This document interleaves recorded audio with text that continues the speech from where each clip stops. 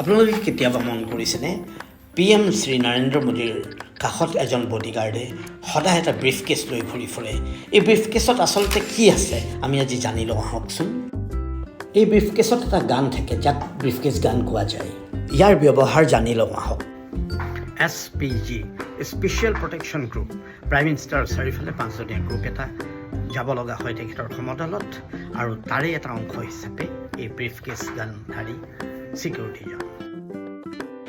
এই গানটো ব্ৰিফ কেছৰ ভিতৰত ইনষ্টল কৰা থাকে খুব সুন্দৰকৈ। ব্ৰিফ কেছৰ ভিতৰত HK MP5 ইনষ্টল কৰা থাকে আৰু ইয়াৰ ট্ৰিগাৰটো হেণ্ডেলত থাকে।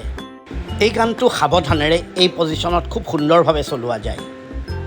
আচৰিত হ'বলগীয়া কথা এই যে গান পাউডাৰ আৰু বুলেটবোৰ ব্ৰিফ কেছৰ ভিতৰতেই পৰি ৰয়। আচলতে সন্মুখৰ আক্ৰমণকাৰীয়ে ধৰিবই নোৱাৰে ফায়াৰিং কোন ফালৰ পৰা হৈছে। ই ভাৰতীয় সুৰক্ষাৰ এক অনবদ্য সংযোজন।